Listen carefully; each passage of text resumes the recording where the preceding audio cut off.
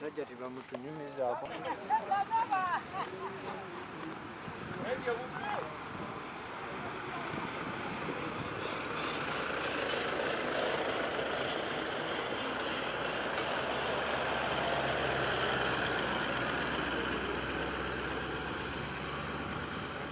Kendo ulito mulala. Obo gena kulube bakini ya boda.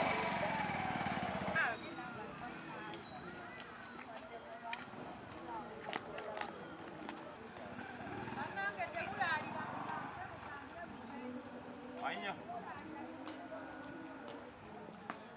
Ada.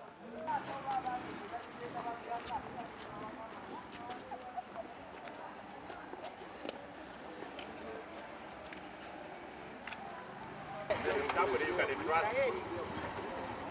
What will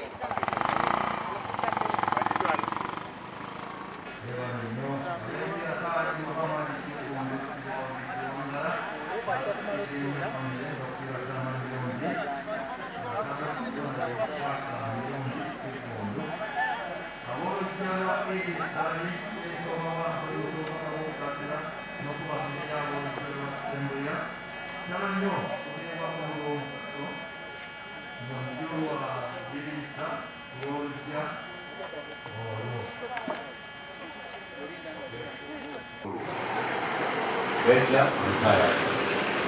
Jessica Alupo Ebel. Yes. Ayaniziddwa family. Mama tusanyusa okulaba webali kujja. Kale Kayihura yali Ssaabapoliisi wa Uganda. N'asaba abafamire eno Ssebo John Mirundi, Junior Mirundi, Sali Mirundi ekyo mujja agenda muno n'ente gye yasuubiza Tamale Mirundi. The sun will shine across the river until never be happy.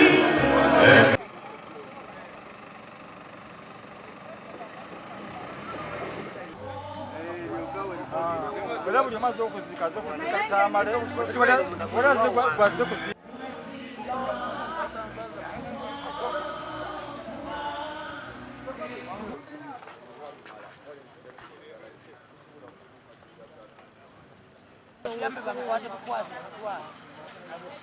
Mama ine ensonga yonna nzija.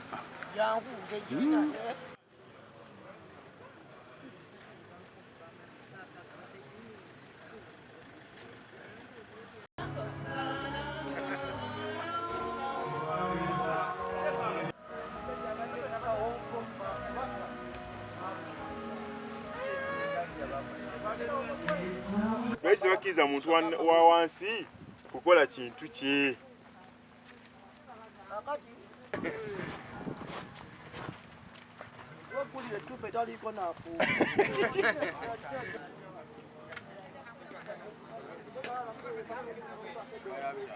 Zonna zigenda mu family ffe tetuzikwatako tufuna mpapula zokka temubyanga biwadde temutugamba tubawe ku mane. Ataano omugumu n'etundu Fred Businge Kizza Ssentebe n'atwako omukono and secretary to cabinet.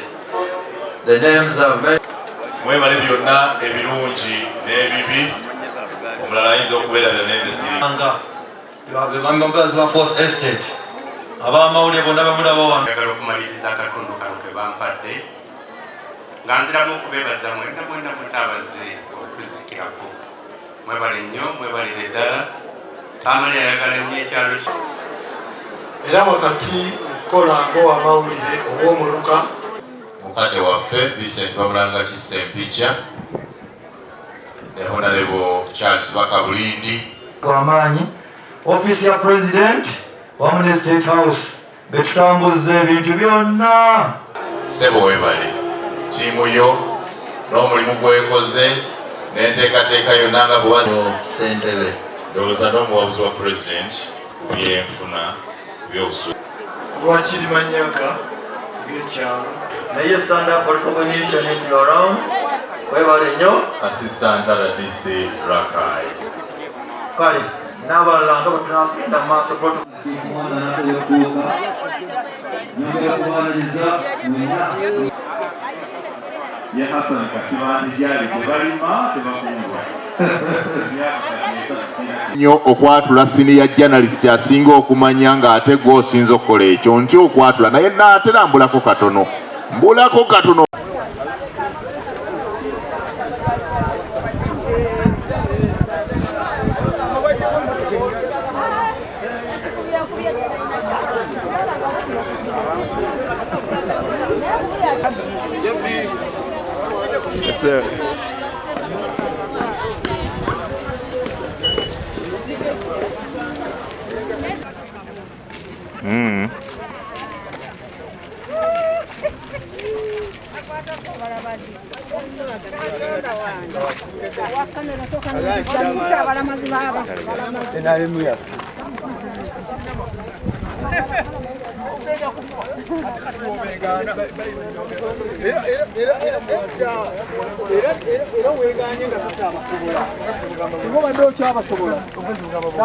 Poliisi badde asikale batugobayo yabangobyeyo wali ku display bateeka eno ebbali nensalawo njiyize eno ebbali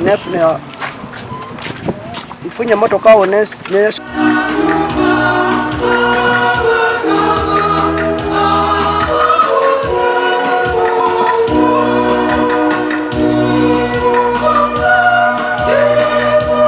eri omuntu wa wansi naye abasirikale abaddako abakauntingi bantu bazibu nnyo tebakkiriza na muntu n'omu kuyingira kati nze nvudde lugendo nvudde butambala okujja okukolera eno zigendetedde abantu ebyokunywa baleme kulumwa nnyonta kuba time waliwo waliwo eduuka ng'ebyokunywa ennyonta ebakolaki ebatta naye nze nnyonyeze famire yange 100 ate we ntusali abasirikale bamu bakutaganya kati so sisuubira nafunayo yadde 11.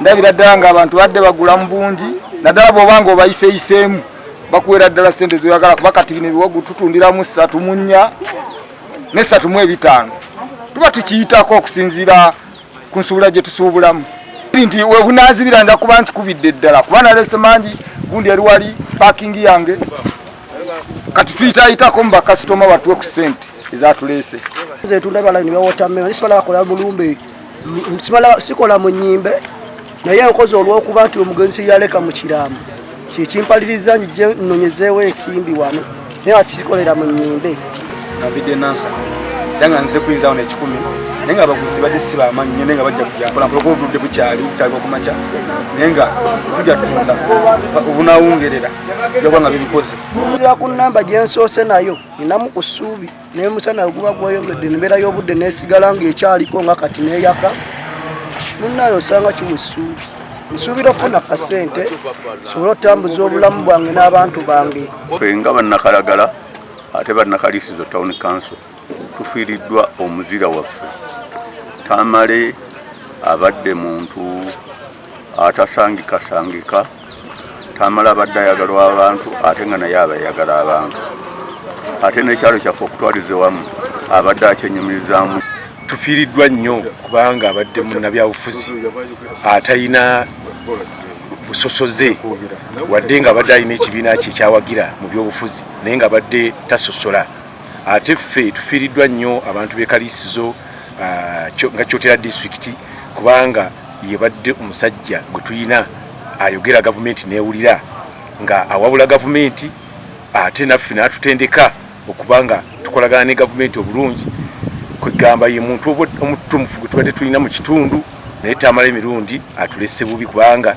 ye muntu fa yatutendeka ebyobufuzi yatutendeka okwogera mu bantu abadde atuyigiriza gavumenti kyeki nga atutegeeza obutasosola mawanga obutasosola madiini naye okubeera openi nga ekikuluma ku mutima okikola ki okyogera abadde musajja ayogera n'ateerya ntama mbadde muwagizi we nnyo era mbadde nyina byomuyigirako bingi adde omusajja omumalirivu ayogera ekintu era n'okiraba tunyoloddwa nnyo ab'ekika neggwanga lyonna. Uganda efiiriddwa nnyo omuntu w'amaanyi ate abaddewo omugaso radio tvs n'abantu wamu kubanga ebyabadde ayogera bibadde by'amakulu ate nga bigasa eggwanga. Tunyoleddwa nnyo kyotera naye efiiriddwa nnyo na Uganda yonna okutwaliza wamu. Tufiiriddwa omusajja Mwami Tamale Mirundi embwaggubwaggu wano mu Kaliisizo mu Kyotera district era tulina okunyolwa kwa maanyi nnyo.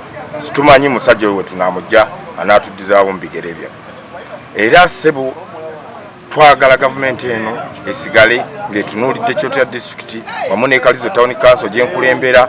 Tusaba tulabe nga tufuna omuntu omulala abeera dda mu bigere bye ate nga mwesimbu ate nga mukkakkamu. Era tusaba gavumenti n'abavubuka tulabe nga babeeramu empisa okulaba nga eggwanga ligenda mu maaso. Batyande badde yabaseere sinzira engeri gyabadde wakabi n'abakasita bwe bakatunda 15,000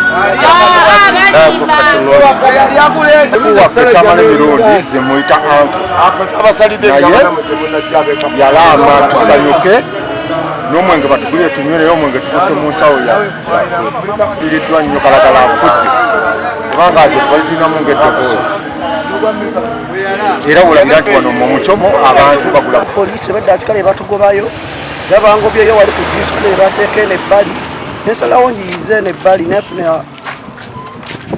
nfunye emmotoka awo nesoba ebintu byonna nembiteeka wano ebbali sobole okuyiiya 10 naye nga njiyiza olw'okusinza omugenzi we yalaama. Naye we mbadde nzija ewali abasirikale abasooka bantu balamu nnyo eri abatuuze eri omuntu wa wansi naye abasirikale abaddako abakauntingi bantu bazibu nnyo tebakkiriza na muntu n'omu kuyingira. Kati nze nvudde lugendo nvudde Butambala okujja okukolera eno zijendetedde abantu ebyokunywa baleme kulumwa nnyonta kuba time waliwo waliwo eduuka nga ebyokunywa ennyonta ebakolaki ebatta naye nze nnyonyeze famire yange 10 ate we tusali abasirikale bamu bakutaganya kati so sisuubira nafunayo yadde 11. Ndabira ddala ng'abantu badde bagula mu bungi naddala bw'obanga obayiseyiseemu bakuwera ddala ssente zoyagala kuba kati bino ebiwagu tutundiramu 3 mu 4 ne 3 mu 5 tuba tukiyitako okusinziira ku nsuubula gye tusuubulamu nti we bunaazibira nja kuba nkikubidde ddala kuba nalese mangi gundi eri wali paakingi yange kati tuyitayitako mu bakasitoma batuwe ku ssente ezatuleese.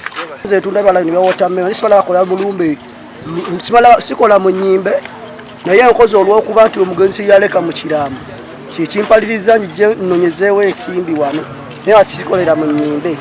Navide nansa danga nze kuyinzawo ne 10 naye nga abaguzi badde si baamanyi nnyo naye nga bajja kujja mpolampola kuba obudde bukyali okumakya naye nga tujja tutunda obunaawungerera jogwa nga bibikoze.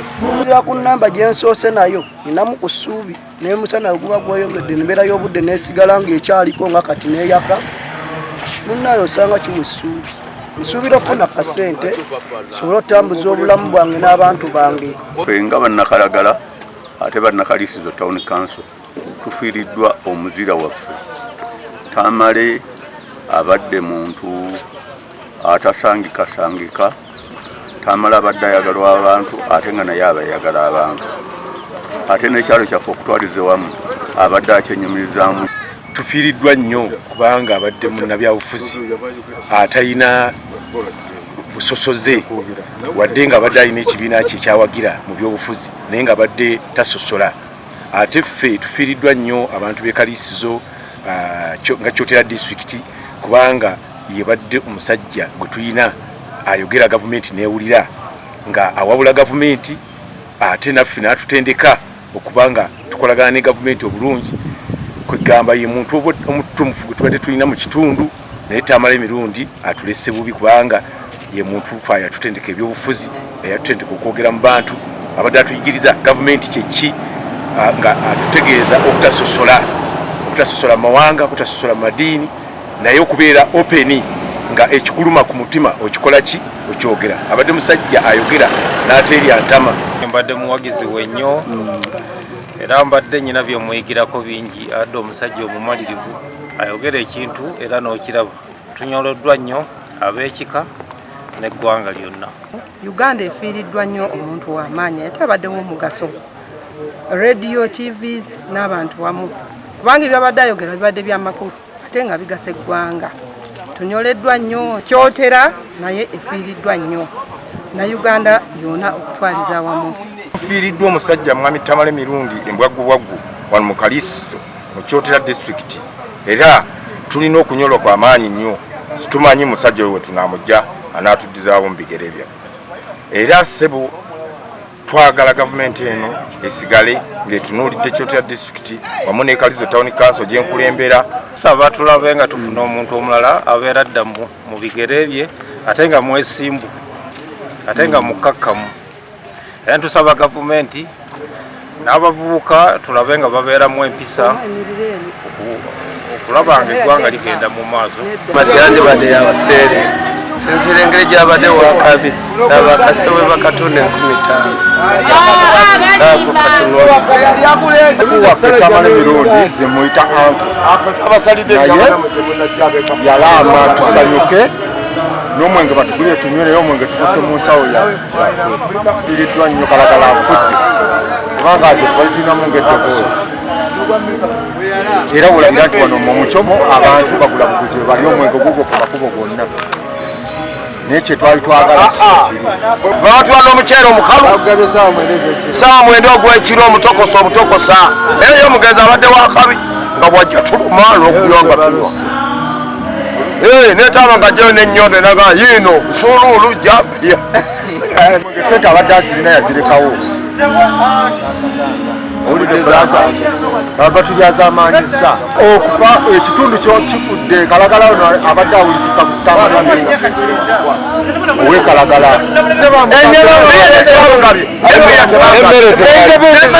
emmere nga tekulisuku omukyere bagabye mukuligiza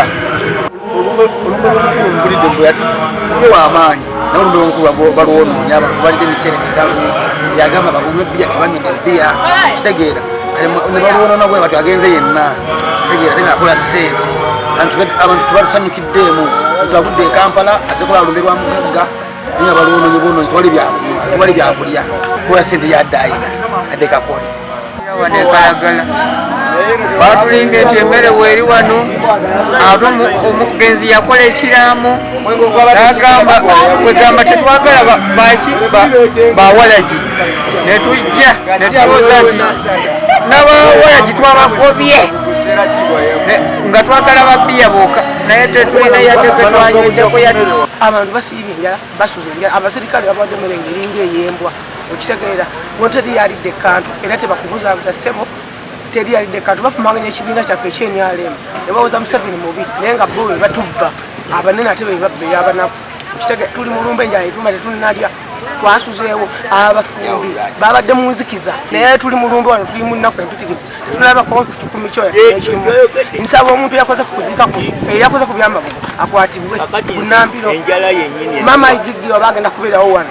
Nsaba balina basirikale bagenda n'omuntu oyo akoze ku byamba bugo waneeno tuwantu tuli njala tetulina ketwalidde yadde ecupa y'amazzi omugenzi yalama ekyakikome kiraba salama naye wano mukyalo tekibaddeewo twakikola twakoma kiraba salama naye wano tekibaddeewo salama nekyengera wano mukyalo tetukifunye ssebo tetulinalaba ku ssente ya pulezidenti nemuwa era tetuyambiddwa bantu bafa njala tetulina kukwata ku kyakudde n'ekimu ekyo nkiguuza ekiraamo ky'omugenzi bakiyisizaamu nnyo amaaso. Emmere batuwankalu batuwadde obuceeri bwe kati ku sowaani ate nga temuli kantu obulidde. Mukama waffe yatugamba naga nti bannange bwe mbanga nfudde ebintu byange mulyanga ne mukoowa kubanga nze oli ye mukama wange. Yagamba tulina okusanyuka tulina okunywa tusambagale paka ku makya sibo bakikoze naye kyandeera tusuubiza ebbiri tetusuubidde n'abasinga obuli tebadde nabwe okwekuba bukubi besindika bwesindi bakozi b'emirimu abakozi wano bagitumye naye netwegayidde bwegayirizi gifuna.